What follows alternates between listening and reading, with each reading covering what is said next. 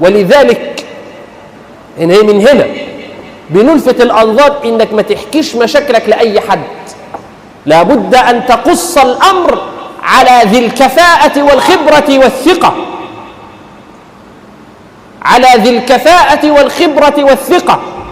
يبقى الحكاوي أو الأمور ما تحكاش لأي حد. ليه؟ لأن أنت ممكن تحكي لواحد صديق مثلا وفي قلبه مرض فيفسد حياتك الزوجية ويطلق زوجك منك، وفي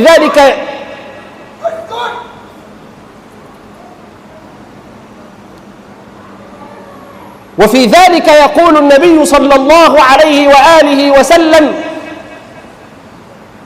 ليس منا من خبب امرأة على زوجها.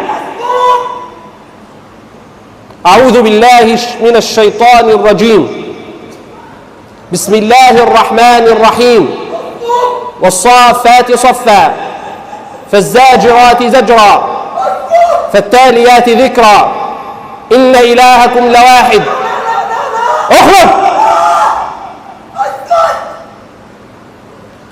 رب السماوات والأرض وما بينهما ورب المشارق إن زينا السماء الدنيا بزينة الكواكب وحفظا من كل شيطان مارد لا يسمعون إلى الملأ الأعلى ويقذفون من كل جانب دحورا ولهم عذاب واصب.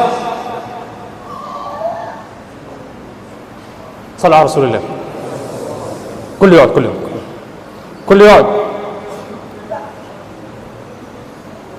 وفي ذلك يقول النبي صلى الله عليه وآله وسلم: ليس منا من خبب امرأة على زوجها أو عبدا على سيده.